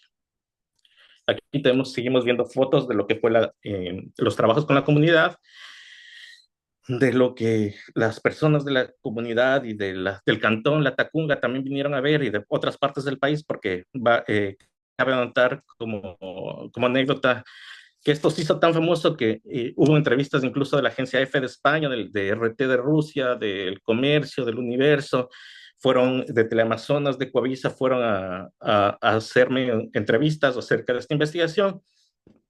Entonces hizo bastante famosa, porque es un hallazgo bastante importante. Y en la segunda foto, vemos ahí una foto que me gusta mucho, que es la gente de campo, los trabajadores, los compañeros, descansando, ¿no? Porque el trabajo de campo es bastante duro. Siempre la gente de la comunidad es parte del equipo, no es que son los trabajadores, son parte del equipo, son parte del equipo de investigación y muchas de las ideas que ellos nos dan son importantes para nosotros, para nuestras interpretaciones posteriores. ¿Cómo es la vida del arqueólogo en campo? Es así, tratar de maximizar los recursos para todas las cosas y también tenemos ahí amigos, compañeros no humanos de trabajo que decimos, ¿no? Como anécdota también comentarles que uno de los perritos de esta perrita que se nos hizo amiga en campo parió justo ahí en donde nosotros vivíamos porque pasamos ahí 4 meses. Uno de los perritos lo adopté, entonces todavía lo tengo. Ya. ¿De qué se trata la investigación y qué hubo más allá de eso, no? Como les comento, esta investigación terminó en el 2020, 2021. Se hicieron más análisis de laboratorios especializados. Se hizo análisis químicos en el laboratorio del INPC, se hizo análisis de materiales también, que nos dio información para la interpretación. Se hizo análisis de antropología física, una PhD en antropología física hizo análisis de los restos humanos, que hay bastante información bastante interesante. Que no la muestro aquí porque básicamente este no es el centro de la investigación, de la presentación. Se hizo una tesis de maestría de la arqueóloga Diana Cordero, una arqueóloga ecuatoriana, trabajó con nosotros en este proyecto, entonces hizo su tesis de maestría. Nos acompañó durante toda la excavación y todos los datos se los cedí para que puedan hacer su tesis de maestría. Como digo, hubo entrevistas en medios nacionales e internacionales y próximamente habrá un monitoreo arqueológico en el área. A ver, la gente de la comunidad de Mulaló, de Salatilín del barrio, los de la Junta de Agua San Francisco, ellos sufren mucho en la zona porque es una zona bastante seca. Esta zona bastante seca necesita agua. Las personas de esta comunidad están desde el 89 tratando de encontrar medios, 1989, para encontrar medios para hacer un canal de agua y traer agua para la zona, porque realmente los animales y los embrios se mueren por la falta de agua, ¿no? Y teniendo vertientes muy cerca. Entonces, toda esta comunidad ha luchado durante muchos, muchos años para poder tener agua. Entonces, ¿qué es lo que dice la legislación y qué es lo que dice la ciencia? Dice muchas veces que este tipo de sitios arqueológicos no se los debe topar, no se los debe mover, que son importantes. Claro que son bastante importantes, pero la comunidad también es importante. Y yo creo que las personas de aquí han hecho un esfuerzo bastante fuerte, porque muchas veces de su dinero y de los pocos recursos que tienen, han hecho que se realicen los estudios bastante necesarios, que son los estudios arqueológicos, ecológicos, de medio ambiente, para que se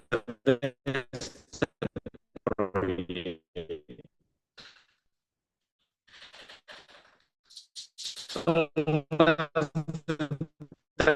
de 30 que las personas han estado y una paciencia, gigante en relación a sus necesidades.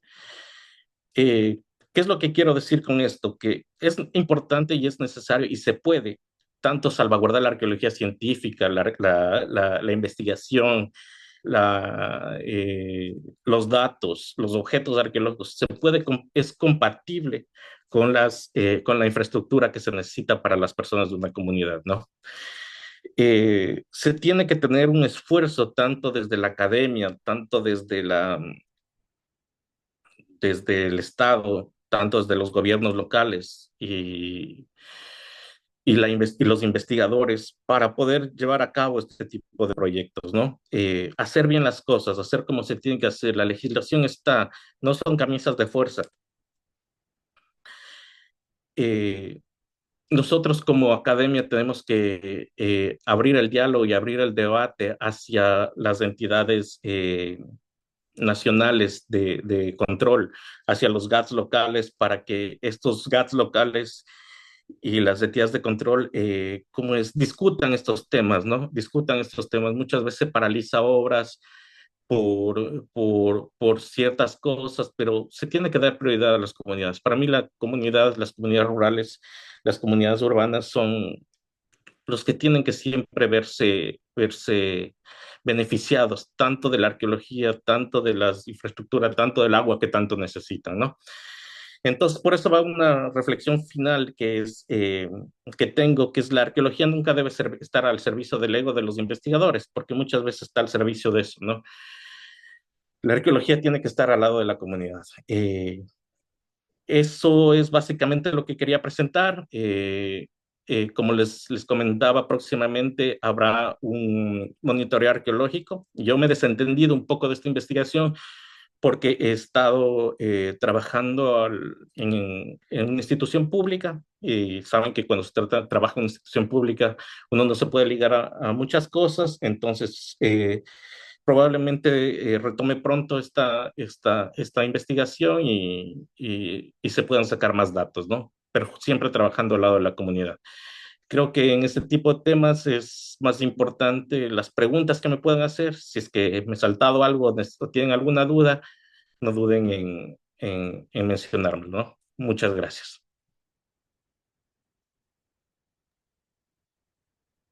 Muchas gracias, estimado Esteban. Te agradecemos muchísimo la participación. Excelente tu ponencia. Damos paso a las preguntas. Tenemos la levantada la mano de Andrés Galaza. Andrés, te escuchamos. Buenos días, Esteban. Un afectuoso saludo. Muchas gracias por esta brillante exposición, muy interesante además. Ver pues cómo se puede encontrar una excavación arqueológica, precisamente vestigios arqueológicos, restos fósiles, y sobre todo esta diversidad de materiales que nos refieren a diversas épocas, ¿no? Que nos refieren precisamente a la convivencia de diferentes sociedades, momentos históricos específicos. Cuéntame un poco sobre el ejercicio del trabajo de campo, estimado Esteban. ¿Cuánto tiempo les tomó esta investigación arqueológica? ¿Para cuánto tiempo la planificaron? Vimos un poco los resultados de aquello. Me queda la inquietud de cuánto tiempo les tomó hacer esta investigación. Otra cosa que quería preguntarte es, me decías que nos contabas que contrataste a la gente de la comunidad, algo muy interesante, muy importante, porque ellos pueden aprender un poco acerca de técnicas de excavación arqueológica y también conocer un poco acerca de la cultura de su localidad. ¿Cuánto les cancelas? Me queda esta pregunta de cuánto se les cancela, por ejemplo, a estos ayudantes que tuviste para hacer la excavación arqueológica financieramente. ¿Cuánto les pagaste por por ayudarte a hacer el trabajo, digamos así, estimado Esteban? Eso por ahora.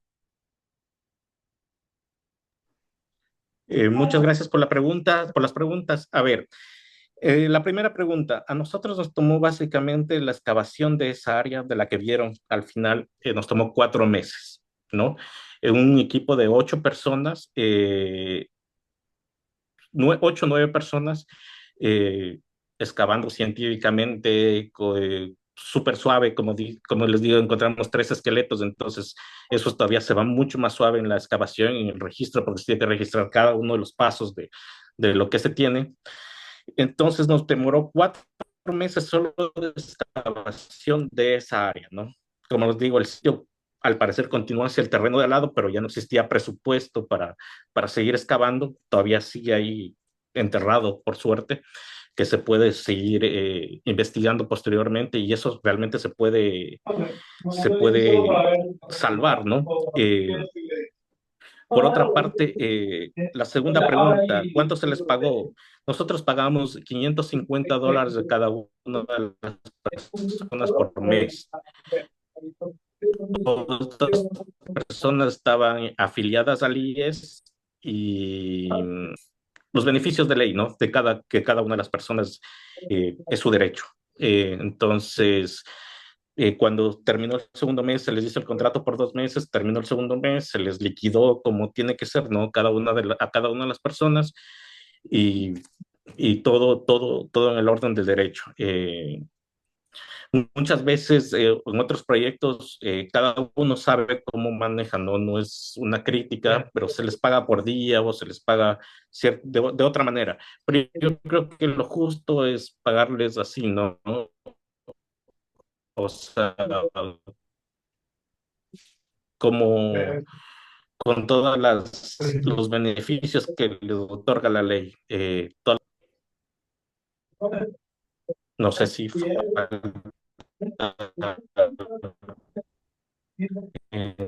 otra pregunta. ¿Aló? Continúe, Andrés, si desea hacer otra pregunta. Gracias, Esteban. Sí, tengo otra pregunta. Justo hablabas del tema del presupuesto. Vimos de este recuadro en el que hicieron la exploración arqueológica que tomó 4 meses. ¿Cuánto costó este proyecto, por ejemplo, este proceso de exploración? Quisiera tener una idea de más o menos cuánto puede costar. Y lo otro, ¿cómo fue la relación con la comunidad? ¿Cómo viste? ¿Cómo se involucró la comunidad? ¿Generaron tensión con la comunidad? ¿Se aproximó la comunidad? ¿Cómo evalúas ese tema de la vinculación con la comunidad desde el espacio de exploración arqueológica? A ver, el proyecto fue de $23,000. Ya, este proyecto fue de $23,000. Fue auspiciado por el municipio de La Tacunga, un proceso de compras públicas.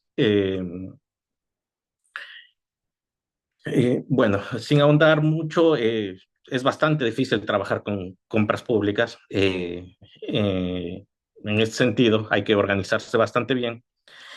Pero vamos por la segunda pregunta que me parece más interesante, que es la de cómo se vinculó la sociedad, la comunidad. Al principio la comunidad estaba bastante molesta por lo que les decía, que decían, es la arqueología, esto que está aquí, estas cosas viejas, estos barros viejos, son los que me detienen que tenga mi tanque de agua, que ya voy peleando más de 30 años para tener. Pero cuando contraté a las personas de la comunidad, ellos al principio no entendían por qué teníamos que ir lento, por qué teníamos que ir suave, por qué teníamos que ir registrando todo. Pero ya cuando vieron la magnitud de la información y que se les iba contando acerca de por qué es importante la arqueología, por qué estamos haciendo esto, por qué es importante el conocimiento del pasado. Y ellos mismos iban palpando, ellos mismos iban viendo el cariño que se tenía hacia la información, hacia la historia, más que el objeto en sí, porque el objeto es un objeto del presente.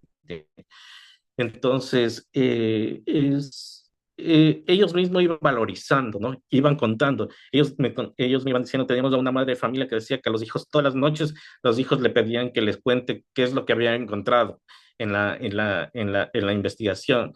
Toda la idea de los esqueletos también les causaba al principio temor, después respeto. Les decían, no, o sea, nosotros tenemos que tener respeto en la investigación de estos esqueletos y ojalá después podamos volver a enterrarlos aquí mismo, después de los análisis, porque todas las personas merecen respeto, ¿no? Esos esqueletos que están ahí fueron hermanos, hijos, padres de alguien, entonces todos estos restos, aunque sean arqueológicos, merecen el respeto, ¿no?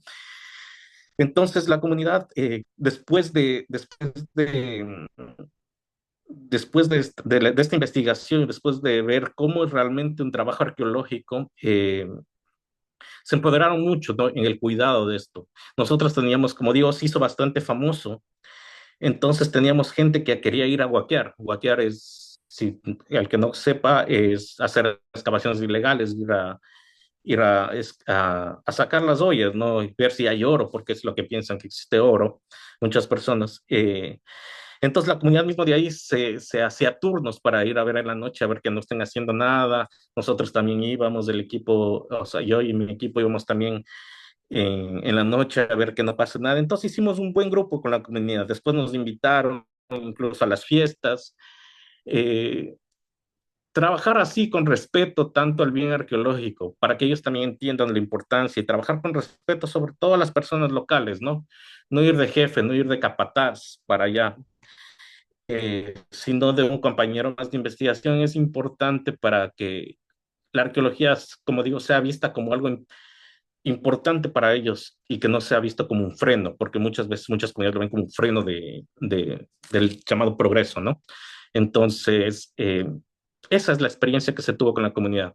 Incluso ahora, como digo, me andan buscando, me piden por favor que yo sea la persona que les ayude con el monitoreo arqueológico porque ahora ya quieren hacer los canales para el tanque reservorio, ¿no? Entonces eso, se tiene una buena relación con la comunidad eh, y uno se enriquece mucho el conocimiento de ellos también. No es solo una dirección, un conocimiento de una vía, sino de doble vía. Siempre viene el conocimiento de ellos, que incluso hace que uno se siente, diga que va a aprender siempre al campo con las personas de ahí. Buenos días, estimado Esteban. Sergio Carranza le saluda. Ante nada, quiero felicitarlo por esta excelente disertación. Yo no soy arqueólogo, ni mucho menos soy artista escénico, pero con la ponencia que usted acaba de dar, me acaba de inmiscuir en el mundo de la arqueología y ya me siento arqueólogo ya mismo al escucharlo, ¿no? Desde el momento en la introducción en la que usted puso las fotos, ya me interesó, me metió en el mundo del que usted estaba hablando. Luego, cuando habló sobre los antecedentes, tanto geográficos, históricos, arqueológicos, me ubicó ya en el lugar, ya en el sitio, y me puso la historia del lugar donde estaba. Eh, ya dentro del marco teórico, pues nos mostró que la arqueología puede ser de rescate, de paisajes o funeraria, y que todo esto en realidad sumamente importante. Eh, ya en la parte metodológica, bueno, antes de entrar a la parte metodológica, empecé a preocuparme un poco porque es verdad lo que usted decía ahora al final, ¿no? Aquí está el encuentro que existe entre lo que se necesita y lo que encontramos en ese momento en la Tierra. La gente de esa comunidad necesita agua y se necesita ese reservorio de agua. Pero ahí es donde ellos decían, eh, eh, como usted lo explicaba, pues yo necesito tener mi tanque de agua, necesito también vivir. ¿Qué hago si el resto de estos vestigios no me van a dar alimento y al final terminan ahí? También vamos a ser parte incluso de los vestigios dentro de un tiempo si no tenemos cómo nutrirnos o alimentarnos, ¿no? Entonces, en el trabajo de campo fue muy importante el hecho de que ustedes hayan trabajado con la comunidad. Me parece sumamente interesante. Nosotros acá también como carrera de arte y humanidades, pues ya empezamos y siempre creo que hemos estado trabajando con la comunidad y hemos aprendido mucho de ellos. Estamos aprendiendo de ellos, tanto en los procesos de vinculación o de prácticas preprofesionales, siempre estamos en esto. Muy aparte de esto, a mí me salta una pregunta. Existen estadísticas, bueno, hace algún rato veía en algún documental en National Geographic sobre, sobre Egipto y sobre las investigaciones que se hacen allá y algún arqueólogo dijo alguna vez, no sé si sea correcta la cifra, que apenas se ha logrado encontrar un 20-22% de todo lo que Egipto muestra. No sé si sea real la cifra, pero yo le quería preguntar a usted como arqueólogo, este, en Ecuador se sabe exactamente, hay algún porcentaje para entender, ¿no? De todo lo que hay bajo la tierra oculto sobre nuestros antepasados, si existe algún porcentaje de saber hasta dónde se ha llegado a investigar. Me imagino que muy mínimamente, porque no tenemos eh, recién se está tomando, parece, en la parte ecológica con las universidades y con las entidades, pues este tipo de investigaciones. ¿Usted tiene algún dato sobre esto? Esa es mi primera pregunta. Mucho gusto, muchas gracias por la pregunta. A ver, si dicen que en Egipto que ha habido más de 150 años de investigación, hay el 22%, que es muy probable que sea verdad. Aquí en Ecuador no está investigado ni el 1%, con total certeza. Nosotros en el Sistema de Información del Patrimonio Cultural Ecuatoriano tenemos alrededor de registrados 14.000 sitios arqueológicos, ¿ya? Solo en Manabí hay más de 6.000, ¿ya? Entonces, lo que nosotros tenemos como riqueza arqueológica es impresionante.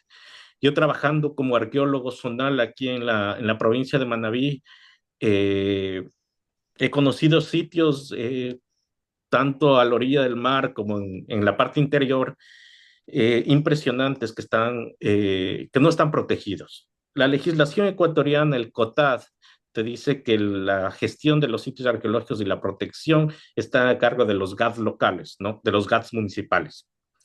Entonces, muchas veces los GATS municipales no tienen este presupuesto para la gestión y protección de los sitios arqueológicos. Solamente aquí el Cerro de Hojas Jaboncillo y el sitio Ingapirca, que son los dos sitios emblemáticos del Ecuador, que así son determinados por la ley, son administrados por el Instituto Nacional de Patrimonio Cultural. Este sitio, Cerro de Hojas Jaboncillo, tiene alrededor de 3.500 hectáreas de área, ¿no? Protegida, del polígono patrimonial. Estamos haciendo un expediente para hacerlo más o menos de 8.000 hectáreas, de lo que nosotros hemos visto a través de las visitas en campo y de los vuelos LiDAR, que son unos vuelos de una tecnología que nos va demostrando cómo está la topografía sin la vegetación. Entonces estamos viendo que más o menos el área que abarca Jaboncillo son 8.500 hectáreas. Aquí se ha investigado en 56 hectáreas. Entonces estamos viendo que menos del 1% se ha investigado solo de este Cerro Jaboncillo. Entonces, su pregunta es importante para saber que nosotros tenemos una riqueza arqueológica gigante.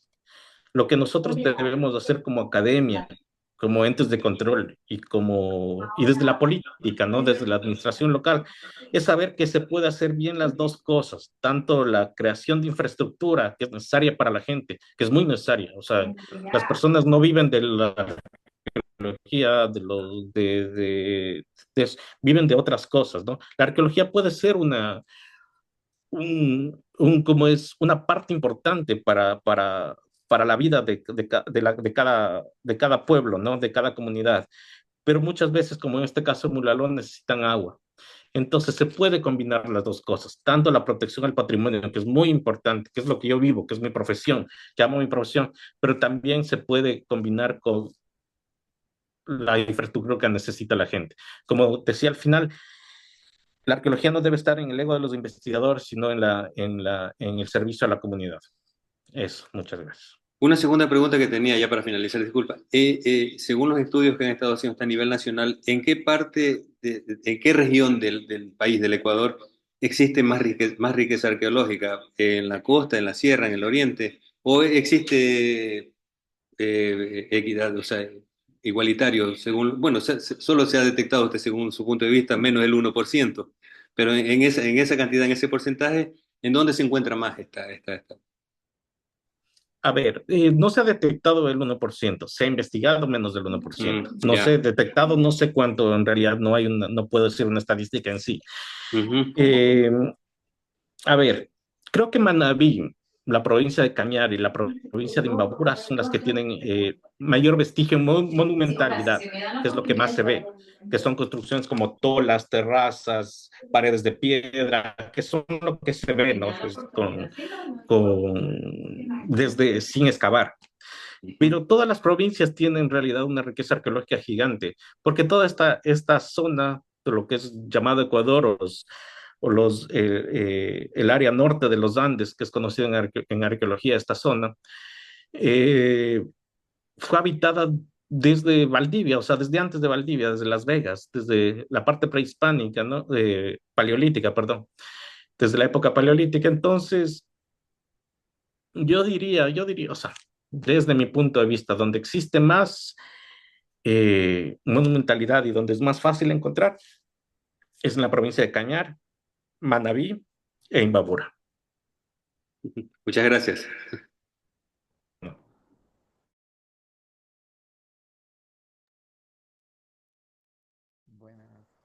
Gracias, estimados, por participar. Vamos a escuchar ahora otras preguntas. Buenos días, no sé si me escuchan.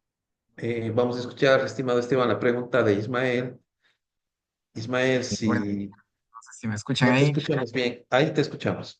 Muy buenos días, Esteban, compañeros, pues un gusto haberle escuchado, un poco entender la arqueología desde el punto de vista ya profesional. Quería comentarle un poco, mi abuelo era huaquero de la zona del Zig-Zig, y él tenía una herramienta que se llamaba baqueta. era como un clavo largo que terminaba en una forma de T. Entonces él iba por los terrenos y donde se hundía la baqueta, ahí nos llevaba a nosotros para cavar. Pues nosotros llegábamos de ahí y cavábamos y en realidad encontrábamos esqueletos, encontrábamos cráneos, encontrábamos distintos elementos. Y un poco es el tema de cómo se rescata también estas... Claro que al final mi abuelo lo que hacía era saquear, no es que él, porque luego él terminaba entregando esas piezas a coleccionistas. Y como un dato, quería comentarles que una vez estábamos en una hacienda de una de las personas donde hacía mi abuelo estos desentierros, y en la noche se quemó una parte. Entonces mi abuelo dijo, ahí está la huaca, dijo, porque ahí se quemó y ahí está la huaca. Y también los dueños dijeron en algunas veces que justo en ese sector se quemaba en la noche. Entonces fuimos a ese lugar el siguiente día y sí, encontramos un esqueleto, encontramos una olla grande y algunas vasijas más. Entonces también es el hecho de cómo durante todo este tiempo se tenían ciertas técnicas y ciertas formas un poco, digamos que no obedecen al tema profesional, de cómo se sacaban estas figuras y todo lo demás. Entonces un poco mi pregunta es, ¿de qué maneras también se rescatan estas formas en que estas personas identificaban las zonas arqueológicas, o sea, identificaban dónde estaban los entierros y un poco qué seguimiento se da a este tipo de piezas? Porque mi abuelo, él recolectó una caja de refrigeradora llenita de piezas y él digamos, en forma de obsequio le dio Cordero, el que tiene el museo ahí en la calle Larga, en Cuenca, pero nunca se hizo un inventario, nada, simplemente mi abuelo le obsequió todo este espacio. Entonces, no sé de qué manera, me imagino que, por ejemplo, en el Sixi hay mucha gente que tiene un montón de piezas dentro de las casas y las tiene de adorno, y me imagino que deben contar muchísimo sobre historia. Entonces, un poco o sea, mi pregunta va al final, ¿quién es dueño de esto? O sea, ¿es dueño la persona que encuentra? ¿Es dueño el Estado? O sea, ¿cómo se maneja este tipo de situaciones al encontrar las piezas? Muchas gracias por la pregunta, muy buena pregunta. A ver, comencemos por el final. El patrimonio arqueológico es patrimonio por su existencia, así lo declara la Ley de Cultura y la Constitución. Entonces, al ser patrimonio, la arqueología es de todos, es patrimonio, es del Estado, ¿ya? Todos los bienes arqueológicos, todos los sitios arqueológicos están, son propiedad del Estado. Usted puede tener en su terreno un sitio arqueológico, ¿ya? Usted es el tenedor de ese sitio arqueológico, el que cuida, nadie le va a quitar, pero el Estado es dueño de todos los bienes arqueológicos y de los sitios, ¿ya?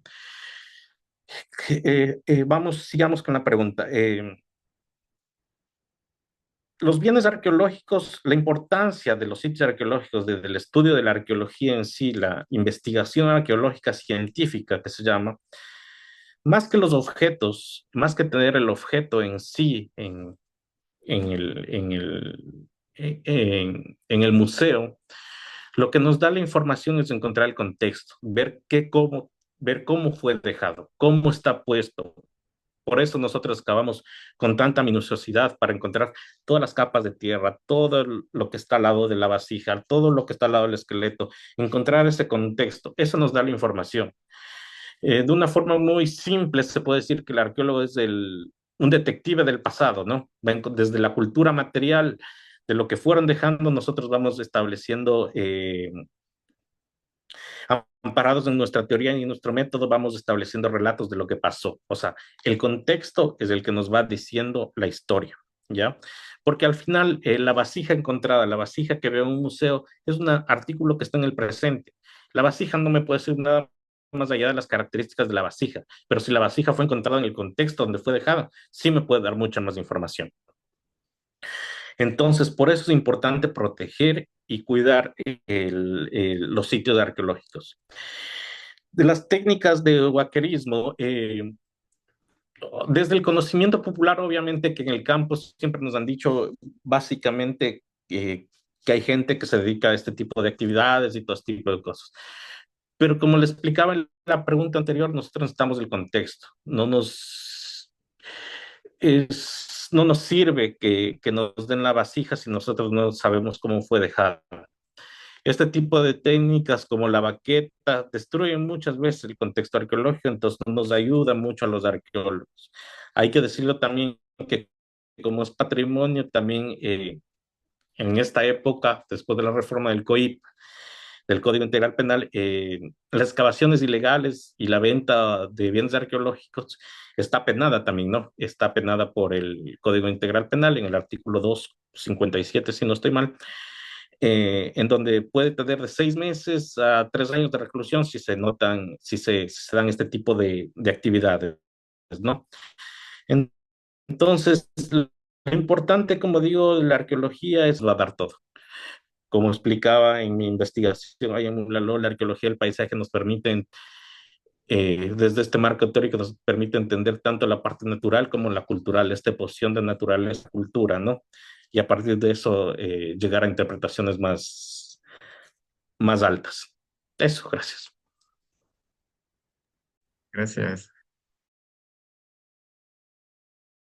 Gracias, estimado Esteban, por esas brillantes respuestas. Tal vez tenemos alguna otra pregunta. Eric, tenía una pregunta con respecto a lo que explicó mi compañero Ismael y me salta una última pregunta, disculpe. ¿Hay alguna manera de concientizar a las personas que son huaqueros para que de alguna manera, si hacen este tipo de cosas, lo hagan de una manera más sensata o no sé, más técnica desde aquel punto? Sabemos todos, es claro, es soñar muy alto decir que no van a revolver todo, si en Egipto lo hacen, porque acá todavía que no tenemos tanta gente que cuide como allá, pues lo hacen, ¿no? Entonces, ¿habría alguna manera de hacer que la gente de las comunidades, sobre todo donde se ha detectado, donde se ha investigado, como usted dijo, la palabra correcta, que están estos asentamientos, pues hacer que creen conciencia y de que no dañen estos sitios, estos lugares donde efectivamente pues sabemos que podemos o vamos a encontrar historia nuestra? Gracias.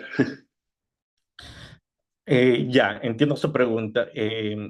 A ver, desde la arqueología y desde la ley y desde la ética mismo de la investigación, nadie que no sea arqueólogo puede hacer excavaciones de este tipo. Yo sé que se pueden dar encuentros fortuitos, perdón.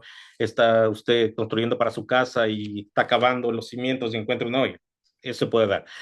Pero excavaciones del tipo ilegal o venta de este tipo de bienes arqueológicos no se puede dar. Entonces, ¿qué es importante? ¿Cómo se puede trabajar con la comunidad local? Puede sonar muy cliché en ciertos sentidos, pero básicamente es concienciando, trabajando con la comunidad, haciendo talleres tanto de parte del INPC, que es la entidad reguladora y de control del patrimonio, como de los GATS locales que tienen la gestión y el control también del patrimonio. Trabajar y darles a entender la importancia de la arqueología, que ellos nos cuenten sus experiencias, como uno cuando va al campo te cuentan sus experiencias de lo que han encontrado, como el compañero anterior nos explicó, lo que el abuelito encontraba, cómo hacían, todo tipo de cosas. Y a partir de eso llegar a un diálogo franco, ¿no? En que uno se les diga, porfa, no hagan este tipo de excavaciones porque nos dañan el contexto y la información, pero ustedes están invitados a ver lo que se encuentra.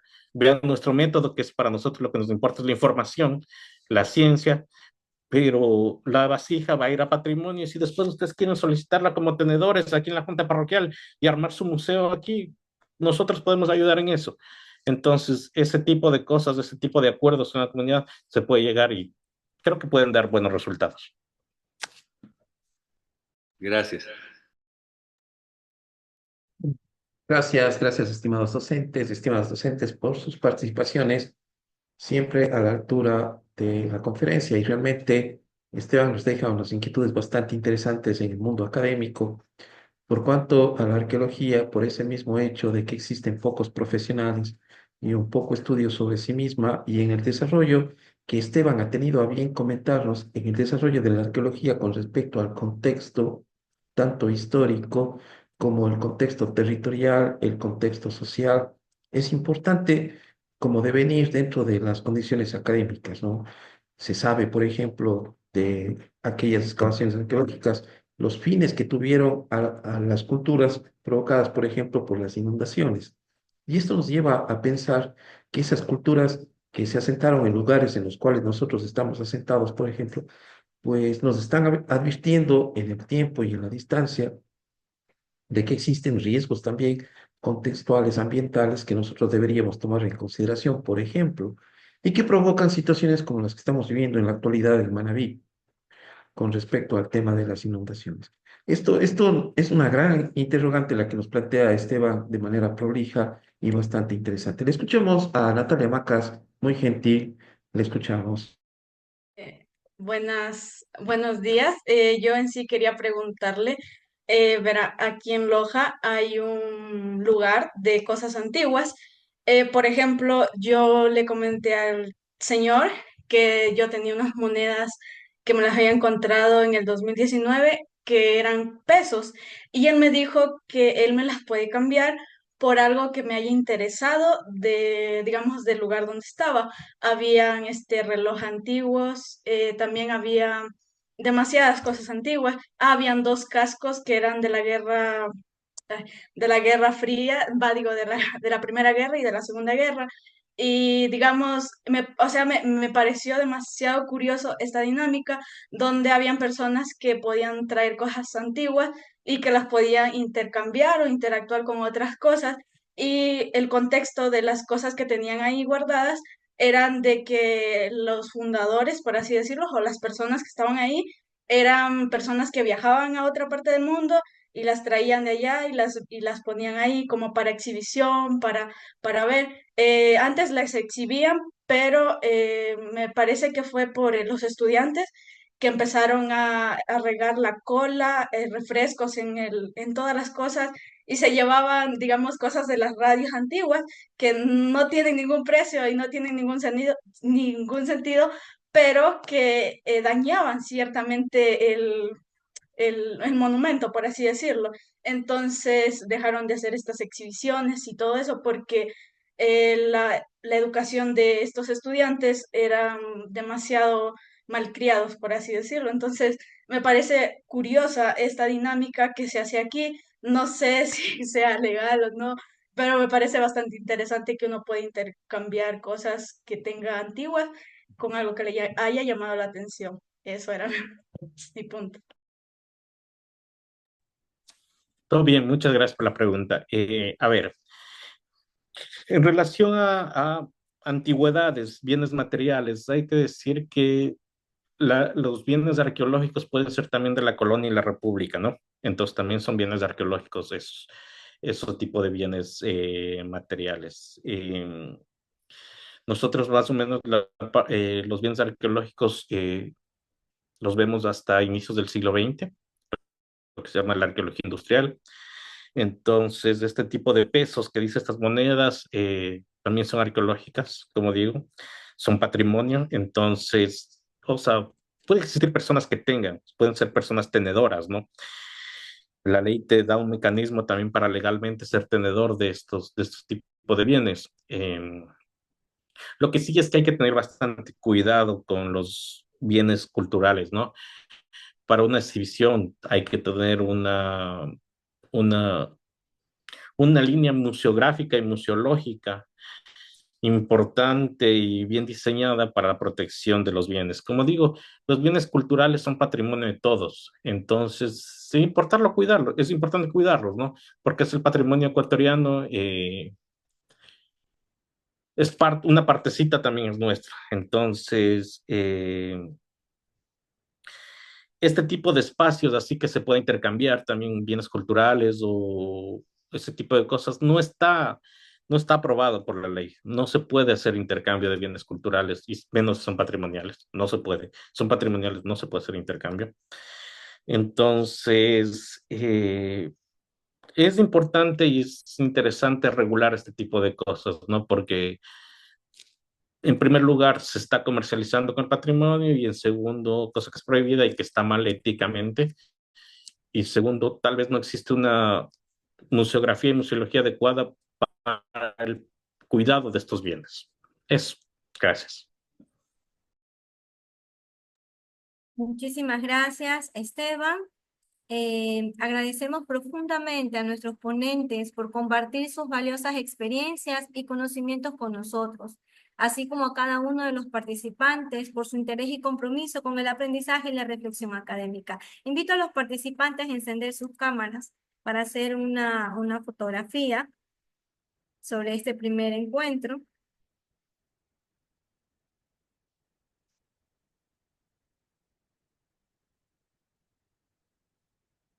Yo creo que ya estamos todos listos.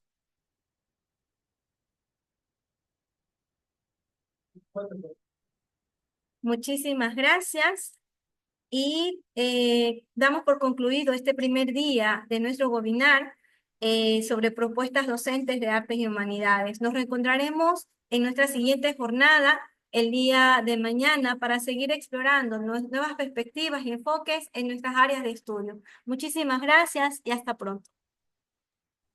Gracias. Muchas gracias. Gracias, gracias. Gracias. Muchas gracias. Hasta luego.